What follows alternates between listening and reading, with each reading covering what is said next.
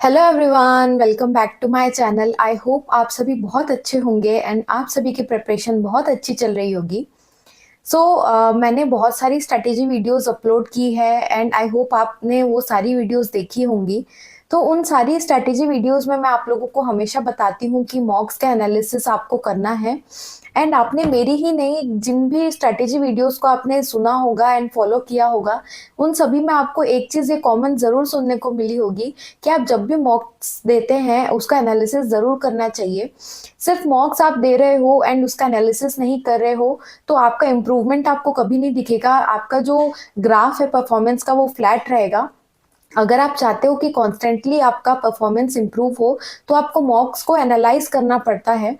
क्या एनालाइज करना है वो मैं आपको बताऊंगी कि कैसे एनालिसिस करते हैं। मैं अपने प्रिपरेशन के टाइम पे कैसे एनालिसिस करती थी मॉक्स का एंड उसने मुझे एंड वो एनालिसिस ने मेरी कैसे हेल्प की आगे मॉक्स में परसेंटाइल एंड स्पीड इंक्रीज करने में, वो भी मैं आपको बताऊंगी।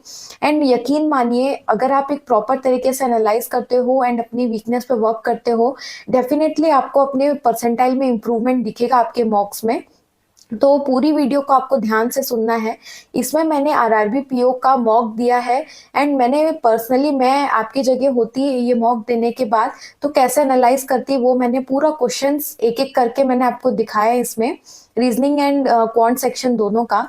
तो वीडियो को बिल्कुल स्किप मत करना, इंपॉर्टेंट पॉइंट्स मिस हो जाएंगे। तो आपके लिए एक बहुत ही अच्छी अपॉर्चुनिटी है।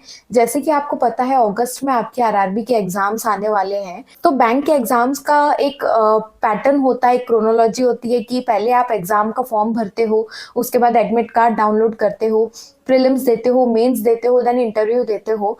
तो ये जो पूरा एग्जाम का साइकिल है, ये अगर आपको एक्सपीरियंस करना है तो ये एक बहुत ही अच्छी अपॉर्चुनिटी है जो ऑलिव बोर्ड लेकर आया है आपके लिए। ये पर्टिकुलरली आरआरबी पीओ को टारगेट करते हुए इन्होंने लॉन्च किया है। तो इसका मैं आपको डिटेल्स अभी शॉर्ट में बता देती हूँ। लिंक मैंने नीचे डिस्क्रिप्शन में दी हुई है तो उसको चेकआउट करना मत भूलना। तो जैसे कि आपको पता है कि आपका अगस्त में होगा एग्जाम, तो इन्होंने क्या किया है, स्टेप बाय स्टेप उसी को रेप्लिकेट किया है।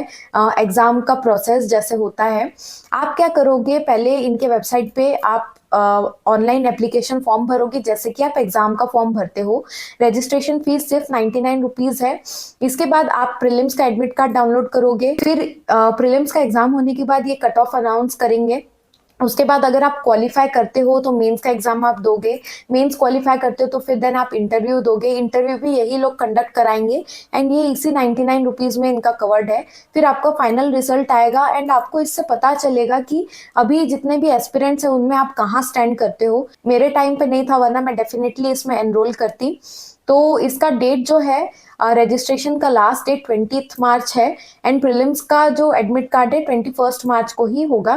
बाकी सारी डेट्स जो है आप स्क्रीन पर देख सकते हो। बाकी सारा कुछ लिंक्स एंड डिटेल्स मैंने डिस्क्रिप्शन में मेंशन कर दिया है। तो सबसे पहले बात करते हैं कि जब हम एनालिसिस की बात करते हैं तो हमको एनालाइज करने के बाद हमको क्या पता चलना चाहिए। आपको मॉक के एनालिसिस के बाद आपको पता होना चाहिए कि आप अपनी स्पीड में कहाँ स्टैंड कर रहे हैं, कहीं आपकी स्पीड स्लो तो नहीं है, एक्यूरेसी आपकी कैसी है, कहीं आप स्पीड के चक्कर में एंड फुल अटेम्प्ट्स करने के चक्कर में कहीं आप अपनी एक्यूरेसी तो नहीं गवा रहे हैं। तीसरा, आप टाइम मैनेजमेंट कर पा रहे हो कि नहीं, ये आपको पता चलता है। कई बार क्या होता है कि हम क्वेश्चंस में फंस जाते हैं एंड हमारा जो बाकी क्वेश्चंस को सॉल्व करने के लिए हमारे पास टाइम नहीं बचता है। एंड खासकर कि जो आरआरबीज जैसे मॉक्स होते हैं जिसमें कि आपको सेक्शनल टाइमर जो होता है वो आपको नहीं मिलता है, आपको खुद की स्ट्रैटेजी बनानी होती, खुद से टाइम डिवाइड करना होता है, वहाँ पे जो है टाइम मैनेजमेंट बहुत ज़्यादा इंपॉर्टेंट होता है। तो वो आप कर पा रहे हो कि नहीं, ये भी आपको मॉक के एनालिसिस से ही पता चलेगा। एंड टाइम डिस्ट्रीब्यूशन आपका सही है कि नहीं। अलग अलग लोगों का अलग अलग टाइम डिस्ट्रीब्यूशन की स्ट्रैटेजी होती है, क्योंकि इसमें 45 मिनट्स आपको मिलते हैं टोटल। इसी में आपको रीजनिंग एंड क्वांट से आपको डील करना होता है। तो ये भी आपको मायने रखता है कि आप एक एक सेक्शन को कितना टाइम डिस्ट्रीब्यूट कर रहे हो।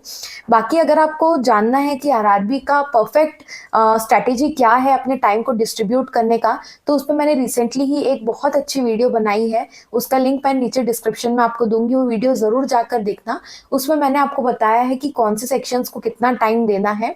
तो मॉक्स को एनालाइज करोगे तो आपको ये चारों चीज़ें आपको पता चल जाएगी। एंड यही चारों चीज़ों को बेसिकली आपको पता करना होता है। अब बात करते हैं कि मॉक्स को एनालाइज करना कैसे है, क्या प्रोसेस है।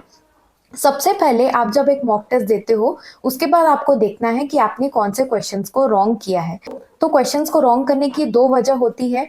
एक कि आपका उसका कॉन्सेप्ट जो है अभी भी क्लियर नहीं है। दूसरा, आपने एक सिली मिस्टेक की है। सिली मिस्टेक कैसे? जैसे मान लीजिए आपने कोई नंबर को गलत पढ़ लिया, या आपने पूरी डिटेल्स को ध्यान नहीं दिया, या कई बार ऐसा भी होता है कि हमारा आंसर सही आता है, मान लो आंसर हमारा ए था, बट हम जल्दबाजी में जल्दी के चक्कर में हम बी मार्क करके आते हैं, तो ये भी सिली मिस्टेक में आता है। तो आपको देखना है, अगर मान लीजिए आपका कॉन्सेप्ट क्लियर नहीं है एंड कंफ्यूजन की वजह से, या फिर आपने थोड़ा बहुत एक तुक्का मार लिया, उस वजह से आपका गलत हुआ है आंसर, तो आपको क्या करना है, कॉन्सेप्ट क्लियर करना है, जाकर उसके क्वेश्चंस को आपको सॉल्व करना है।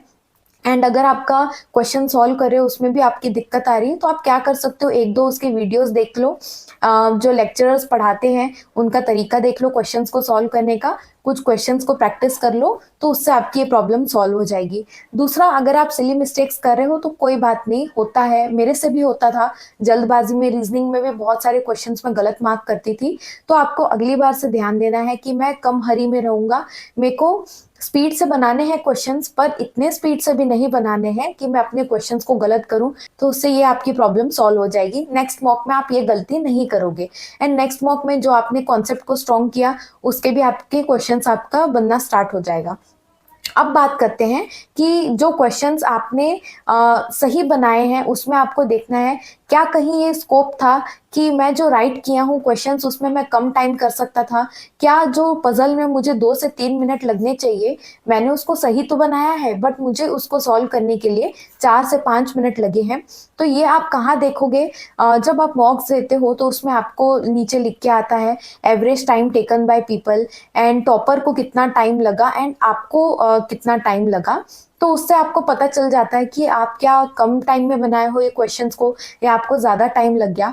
तो मान लीजिए आपको एक पजल में 4 से 5 मिनट लग गए, तो उसकी आपको वजह देखनी है, क्या वो पजल ट्रिकी था, या उसकी आपने ढंग से प्रैक्टिस नहीं की है, उसको आपको एनालाइज करना है, अगेन उसके ऊपर आपको वर्क करना है, तो ये प्रॉब्लम भी आपकी सॉल्व हो जाएगी। इसके अलावा एक चीज़ मैं यहाँ मेंशन करना भूल गई हूँ, रॉन्ग क्वेश्चंस आप देखोगे, राइट क्वेश्चंस देखोगे, उसके बाद जो मोस्ट इम्पॉर्टेंट है वो है कि आपने कौन से क्वेश्चंस को स्किप किया है, ये आपको देखना है। स्किप्ड क्वेश्चंस में भी 3 रीजंस होते हैं कि आपने क्यों स्किप किया है क्वेश्चंस को। फर्स्ट, आपके पास टाइम नहीं बचा। सेकेंड, क्वेश्चन आपसे बना ही नहीं, आप क्वेश्चन तक आए थे बट आपसे क्वेश्चन बना ही नहीं। तीसरा, आप एक पर्टिकुलर क्वेश्चन में फंस गए थे एंड उसी में आपने ज़्यादा टाइम दे दिया, एंड जो आखिरी में जो कुछ क्वेश्चंस बचे थे उसको आपने टाइम नहीं दिया। सबसे पहले बात करते हैं टाइम नहीं बचा, इसका मेन रीज़न क्या होता है कि आपकी स्पीड स्लो थी।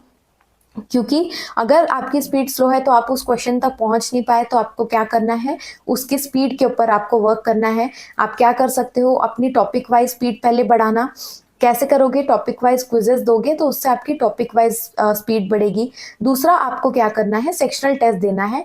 आप जब सेक्शनल टेस्ट दोगे तो उससे भी आपकी स्पीड पे इम्प्रूवमेंट दिखेगा। दूसरा कि आपने क्वेश्चन आपसे बना नहीं, इसके लिए भी आपको क्या करना है, अपने कॉन्सेप्ट क्लियर करना है। तीसरा, आप एक पर्टिकुलर क्वेश्चन में फंस गए। ये गलती मैंने खुद अपने आरआरबी पीओ के प्रीलिम्स में की थी, इसलिए मैं आपको बता रही हूँ, ये मिस्टेक प्लीज मत करिए। मैं तो बच गई, किस्मत समझो। आरआरबी पीओ में क्या हुआ कि एक स्टैक बेस्ड पजल आया था एंड वो कुछ 5 मार्क्स का था। उसको मैंने सॉल्व किया एक बार, मुझसे सॉल्व नहीं हुआ। एंड कई बार हमको ऐसा लगता है कि नहीं, ये शायद दूसरे गो में मैं करूंगी तो सॉल्व हो जाएगा। सिमिलरली मैंने दूसरे गो में उसको अटेम्प्ट करने की कोशिश की, दूसरी बार भी नहीं बना। अब इस केस में मुझे क्या करना चाहिए था, आइडियली मुझे मूव ऑन कर लेना चाहिए था नेक्स्ट क्वेश्चन की तरफ, एंड मुझे ये आखिरी के लिए रखना था कि ठीक है अभी मैं इसको स्किप करती हूँ, बाकी के क्वेश्चंस बनाऊंगी, आखिरी में मैं इसको देखती हूँ। मैंने क्या किया, फिर उसको तीसरी एंड लिटरली मैंने इसको चौथी बार अटेम्प्ट करने की कोशिश की, बट फिर भी वो मुझसे बना ही नहीं था। फिर मुझे दूसरे क्वेश्चंस की तरफ मूव करना पड़ा। फिर मैंने क्या किया था, रीजनिंग का सेक्शन मेरा कंप्लीट हो गया था, फिर मैं क्वांट्स की तरफ मूव की थी। एंड उस दिन क्या हुआ कि क्वांट्स का सेक्शन जो है बहुत इजी था। तो जितना टाइम मैंने यहाँ वेस्ट किया उसमें मैं आइडियली, लिटरली मैं बता रही हूँ आपको, 5 क्वेश्चंस तो क्वांट्स के बना ही लेती क्योंकि वो इजी आया था। इससे क्या हुआ कि मैं जहाँ आरआरबी में एटलीस्ट 62 मार्क्स तो मैं आराम से स्कोर कर लेती। मैं आके घर मैंने ये काउंट किया था, मुझे क्या हुआ कि मेरा स्कोर कम होके 60 के अंदर मेरा स्कोर आया। तो ऑब्वियसली कट ऑफ निकल गया था एंड मैं सिलेक्टेड भी हूँ आरआरबी पीओ में। बट एक लगता है ना कि अरे मेरे अच्छा स्कोर कर सकती थी, बट एक ये मिस्टेक मैंने की। तो यही गलती आपको भी नहीं करनी है। अगर आप कोई क्वेश्चन में फंसते हो तो आप ज्यादा से ज्यादा 3 बार उसको बनाने की कोशिश करो, उसके बाद आप स्किप कर जाओ। नेक्स्ट है अप्रोच, आपको देखना है। ये बहुत ज्यादा इंपॉर्टेंट है, इसकी बात कोई ज्यादा करता नहीं है, ये मैं आपको बताती हूँ कि एक सेक्शन को अप्रोच करने का तरीका तो कहीं आपका गलत नहीं है।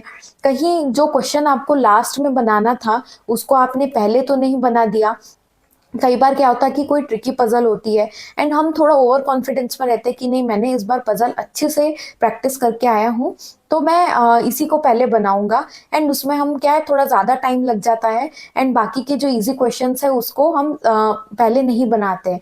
तो ये आपको कैसे आएगा, जब आपकी सही अप्रोच रहेगी तब।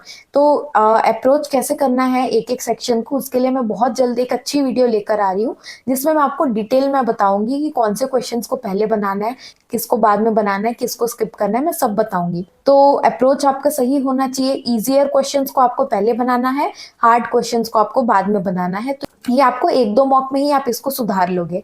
उसके बाद है टाइम मैनेजमेंट। जैसे कि मैंने बताया था आरआरबी मॉक्स में आपको कंपोजिट 45 मिनट्स का टाइम मिलता है। तो आप अपने टाइम को इन दोनों सेक्शन में किस तरीके से डिस्ट्रीब्यूट कर रहे हो वो बहुत ज्यादा इंपॉर्टेंट होता है। क्या कहीं ऐसा तो नहीं है कि रीजनिंग बनाने के चक्कर में आपने क्वांट्स को कम टाइम दिया एंड उस दिन एग्जाम में क्वांट्स का इजी पेपर आया था, तो उससे क्या होता है कि आपका स्कोर कम हो जाता है। जब तक आप सही टाइम पे स्विच नहीं करते आपको ये चीज समझ में नहीं आएगी। रीजनिंग में ही फंसे रह जाओगे तो क्वांट्स में कब जाओगे, कब आप देखोगे कि अरे ये तो इजी आया है। तो इसके लिए प्रॉपर टाइम डिस्ट्रीब्यूशन जरूरी है। तो time management and time distribution का आपका प्रॉब्लम जो है वही सॉल्व हो जाएगा। 2 से 3 मॉक लगते हैं जिसमें कि आप अपना डिसाइड कर लेते हो कि आपकी स्ट्रेटेजी क्या होगी, क्या आप स्ट्रेटेजी फॉलो करने वाले हो, कौन से सेक्शन को आप इन दोनों में से पहले अटेम्प्ट करोगे, कौन से सेक्शन को कितना टाइम दोगे। ये 2-3 मॉक्स में ही आपको पता चलेगा। तो यही तरीका होता है मॉक्स को एनालाइज करने का, यही सब चीजें आपको देखनी होती है। अभी नेक्स्ट मैं आपको दिखाऊंगी कि आरआरबी पीओ का मॉक मैंने दिया था तो उसको कैसे क्वेश्चन बाय क्वेश्चन मैंने एनालिसिस किया, मैंने टाइम कैसे देखा, मैं सब बताऊंगी। ये मॉक मैंने लास्ट ईयर दिया था आरआरबी पीओ का। सो ये उसी हिसाब से इस साल मैंने नहीं दिया था ये मॉक। एंड अगर ये वीडियो हेल्पफुल लगती तो प्लीज मुझे कमेंट करके बस बता देना कि हाँ ये हेल्पफुल लगी है। एंड नेक्स्ट किन टॉपिक्स पे आपको वीडियो चाहिए वो कमेंट करके बता देना। तो वीडियो को ध्यान से सुनिए। अब मिलते हैं नेक्स्ट वीडियो में, तब तक के लिए बाय बाय। मैंने यहाँ पर आरआरबी पीओ का ऑलिव बोर्ड का मॉक दिया है, ये सेकंड वाला मॉक है। मैं आप लोगों को दिखा देती हूँ। मैंने अटेम्प्ट 61 है मेरे, मैंने 61 क्वेश्चंस अटेम्प्ट किए हैं और उसमें से 57 क्वेश्चंस राइट हैं एंड 4 रॉन्ग हो गए हैं। और मैंने बहुत टाइम बाद मॉक दिया, एक्चुअली मेरी प्रैक्टिस बहुत छूट गई है। इसीलिए मैं आप लोगों को हमेशा अपनी ज़्यादातर वीडियोज़ में बोलती हूँ कि कोशिश करिए रेगुलर रहने के लिए अपनी पढ़ाई में, क्योंकि जैसे ही आप 2-3 दिन का भी ब्रेक लेते हैं तो आपकी स्पीड जो है वो डाउन हो जाती है। तो ओवरऑल मेरा जो परसेंटाइल है यहाँ पे 93.8 अराउंड 94 परसेंटाइल आया है। मैं आप लोगों को दिखा देती हूँ अब कि मॉक को कैसे एनालाइज करना है। तो आप लोग देख सकते हो कि मॉक टेस्ट में हमेशा यहाँ पे टाइम दिया रहता है कि आपने कितना टाइम लिया है एंड टॉपर ने कितना टाइम लिया है। जैसे आप ना मॉक्स देते जाएंगे बहुत ज़्यादा एंड आपको आइडिया हो जाएगा, तब आपको खुद ही पता चल जाएगा कि आइडियली कितना टाइम लगना चाहिए क्वेश्चंस के लिए। मीन्स आपको अपना जो है वो आइडिया हो जाएगा कि मान लीजिए आपको पहले ये वाले क्वेश्चन बनाने के लिए 50 सेकेंड्स लगते थे एवरेज, तो अब आपके फिर 45 सेकेंड्स लग रहे हैं। तो आपको खुद ही के पर क्वेश्चन टाइम पता चलने लग जाता है। तो देखिए यहाँ पे मेरा जो सॉल्विंग टाइम है वो ऑलमोस्ट सेम ही है टॉपर से। तो अभी मैं नेक्स्ट क्वेश्चंस और देखते जाऊंगी अपना, यहाँ पे मैं अपना टाइम देखते जाऊंगी। देखिए जैसे यहाँ मुझे इस क्वेश्चन के लिए 34 सेकेंड्स लगे हैं एंड टॉपर को 58 सेकेंड्स लगे हैं। तो इससे भी आपको एक आइडिया हो जाएगा कि आपको ज़्यादा टाइम तो नहीं लग गया है। तो ऐसे करते करते आपको एक एक क्वेश्चन देखना है। अब देखिए ये जो है ये सीटिंग अरेंजमेंट है रो वाली। अब देखिए यहाँ पे मुझे 172 सेकेंड्स लगे हैं, तो मैं इसको 150 सेकेंड्स तक भी लेकर आ सकती थी। तो मुझे समझ में आ गया है कि ओके, मेरा अभी पजल सीटिंग अरेंजमेंट में थोड़ा स्पीड स्लो हो गया। तो मैं क्या करती कि फिर से पजल्स वगैरह अलग से सॉल्व करना चालू करती, अलग से प्रैक्टिस करना चालू करती। तो आगे बढ़ते हैं।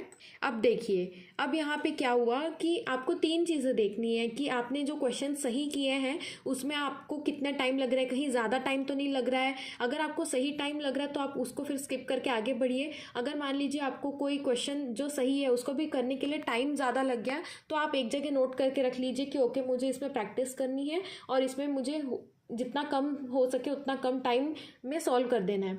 उसके बाद आप देखेंगे ऐसे क्वेश्चंस जो आपके गलत हुए हैं, एंड फिर तीसरा आप देखेंगे ऐसे क्वेश्चंस जिनको आपने सॉल्व नहीं किया है। यहाँ पे देखिए, फ्लैट एंड फ्लोर मेरा पहले से थोड़ा वीक है, मीन्स एकदम स्ट्रांग नहीं है मेरा रीजनिंग में। तो ये फ्लैट एंड फ्लोर को मैंने अटेम्प्ट करने की कोशिश की थी। यहाँ देख सकते हो 246 सेकेंड्स मैंने लिया, पर फिर भी मैं अटेम्प्ट नहीं कर पाई। तो ये गलती भी मेरी है कि मुझे आखिरी में इसको अटेम्प्ट करना था, मैं बीच में इसको अटेम्प्ट करने की कोशिश की। मैं अगर आखिरी में अटेम्प्ट करती तो शायद मैं क्वांट्स के लिए या दूसरे क्वेश्चंस के लिए टाइम दे सकती थी। तो यहाँ मुझे एनालाइज करने के बाद ये गलती मुझे मेरी समझ आ गई कि मैंने ऐसे क्वेश्चन पे टाइम दे दिए जो मैंने आखिर में अटेम्प्ट भी नहीं किया। तो मैं इसको फिर अब आगे स्किप करूँगी। देन एक और पजल आता है, तो इसमें देखिए मुझे 134 सेकेंड्स लगे हैं, तो ये सही टाइम लगा, तो मैं वापस आगे बढ़ जाऊंगी। अब देखिए यहाँ पे मैंने क्वेश्चन सॉल्व करने में इसमें गलती कर दी है, तो अगली बार से मैं और थोड़ा अटेंटिव रहूंगी क्वेश्चन सॉल्व करते वक्त। तो ऐसे करते करते आपको जो है सारे क्वेश्चंस को देखते जाना है कि आपको सही टाइम लग रहा है, गलत ज़्यादा टाइम लग रहा है। ये देखिए, ये क्वेश्चन जैसे मुझसे बना नहीं है, तो मान लीजिए आपसे बना नहीं है, तो आप एक बार बिना टाइमर के अटेम्प्ट करके देखिए अभी कि ओके, ये क्वेश्चन अभी भी बन रहा है कि नहीं। अगर नहीं बनता तब आप जाके यहाँ पे ऐसे क्लिक करके आंसर देख सकते हो। उसके बाद आप नीचे सॉल्यूशन देख लो, ओके ये ऐसा आंसर ऐसा निकला है, इसका करके देखना है। उसके बाद आपको स्किप कर देना है। फिर ये है ऑर्डर रैंकिंग वाला क्वेश्चन है, इसमें भी मेरे को सही टाइम ही लगा है, तो मैं इसको भी स्किप कर दूंगी। फिर ब्लड रिलेशन है, ब्लड रिलेशन में मुझे क्वेश्चन सॉल्व करते वक्त ही समझ आ गया था कि मुझे ज़्यादा टाइम लग रहा है। कई बार ब्लड रिलेशन में भी फंस जाते हैं। मुझे अभी भी याद है आरआरबी पीओ के मेंस या फिर प्रीलिम्स में 3 क्वेश्चंस का सेट आया था ब्लड रिलेशन का, तो उसमें भी मैं अटक गई थी, और जैसे ही मुझे समझ आया कि मैं अटक रही हूँ मैंने स्किप कर दिया था। तो ब्लड रिलेशन मेरा वीक है, तो फिर मैं आपकी जगह होती तो ब्लड रिलेशन के क्वेश्चंस अलग से फिर से प्रैक्टिस करती। यहाँ देख सकते हो ऑलमोस्ट टॉपर से डबल टाइम मुझे लगा है, तो यहाँ पे भी मेरा बहुत टाइम कंज्यूम हुआ है। इसके बाद ये है डायरेक्शन डिस्टेंस का क्वेश्चन, तो इसमें भी मुझे ठीक ठीक ही टाइम लगा है, ज़्यादा टाइम नहीं लगा है, तो मैं इसको भी स्किप कर दूंगी। देन आते हैं क्वांट सेक्शन में। तो क्वांट सेक्शन में मैंने क्या किया, पहले स्पीड मैथ्स के क्वेश्चंस अटेम्प्ट किए, जैसे क्वाड्रेटिक क्वेश्चंस होते हैं, नंबर सीरीज वगैरह होते हैं। उसके बाद मैंने डीआई अटेम्प्ट किया, देन उसके बाद मैंने अरिथमेटिक के क्वेश्चंस अटेम्प्ट किए। तो अभी देख लीजिए, ये अरिथमेटिक के जो क्वेश्चन अटेम्प्ट किए मैंने, इसमें भी मुझे बहुत टाइम लग गया। मिक्सचर वाले क्वेश्चन में मुझे थोड़ा ज़्यादा टाइम लग गया है। देन अब देखिए, ये वाला क्वेश्चन मेरा गलत हो गया है। यही होता है दोस्तों, देखो आप प्रैक्टिस कम करोगे, रेगुलर नहीं रहोगे, तो आपकी एक्यूरेसी भी बहुत हद तक के अफेक्ट होती है। अगर मेरी रेगुलर प्रैक्टिस हो रही होती तो मैं डेफिनेटली 95+ % आराम से ले आती इस मॉक में, क्योंकि ये ज़्यादा टफ तो है ही नहीं है मॉक उतना। तो अब देखिए, मैंने इतना प्रैक्टिस मेरी रह गई, तो मेरा फिर एक्यूरेसी वो होने लग गया, गलत भी होने लग गए, जबकि उतना हार्ड है भी नहीं है क्वेश्चन। इसमें मेरे को ठीक ठीक टाइम लगा। तो ऐसे करते करते मैं सारे क्वेश्चंस देखूंगी। फिर मैं देखूंगी, मान लीजिए कि जैसे ये वाला क्वेश्चन है, तो ये वाला क्वेश्चन मैंने अटेम्प्ट करने की कोशिश की थी, पार्टनरशिप का क्वेश्चन है, पर फिर भी मुझसे बना नहीं था। आप देख सकते हो 97 सेकेंड्स मैंने 1 मिनट 30 सेकेंड्स 1.5 मिनट मैंने यहाँ पे दिया, पर फिर भी मुझसे ये क्वेश्चन नहीं बना। तो मैं ये क्वेश्चन को सॉल्व करूँगी, और अगर मुझसे ये बन नहीं रहा है मान लीजिए अभी भी, तो उसके बाद मैं पार्टनरशिप के क्वेश्चंस थोड़ा सा प्रैक्टिस करूँगी। तो बस यही है पूरा तरीका। आपको एक एक क्वेश्चन का टाइम देखना है, और कौन से क्वेश्चंस गलत हुए वो देखना है, एंड क्यों अटेम्प्ट नहीं किए उसके ऊपर आपको वर्क करना है। तो यही होता है मेन, जो आपको बोलते हैं मॉक्स पे एनालिसिस करो, क्योंकि उसका मेन जो फंडा है वो यही है कि जिस क्वेश्चन पे ज़्यादा टाइम लग रहा है उसके टाइमिंग्स को कम करना है। जो क्वेश्चन आपने अटेम्प्ट नहीं किए, क्यों अटेम्प्ट नहीं किए, आपको टाइम कम पड़ गया, या फिर आपसे क्वेश्चन ही नहीं बना, वो आपको देखना है। एंड गलत क्वेश्चन क्यों गलत हुआ, जल्दबाजी में गलत हुआ, आप अटेंटिव नहीं हो उस वजह से हुआ है, या फिर आपका अप्रोच गलत था, वो बस यही एनालिसिस करना है। फिर आपके वीक एरियाज पे आपको वर्क करना है। तो ये था मॉक टेस्ट का एनालिसिस, ये प्रीलिम्स का मॉक था। तो मैं कोशिश करूँगी कि मेंस के भी मॉक का एनालिसिस करके आप लोगों को ज़रूर दिखाऊं। तो मिलते हैं नेक्स्ट वीडियो में। अगर आप लोगों को ये वीडियो पसंद आती तो प्लीज़ ज़रूर लाइक करिएगा। तो मिलते हैं नेक्स्ट वीडियो में, तब तक के लिए बाय बाय।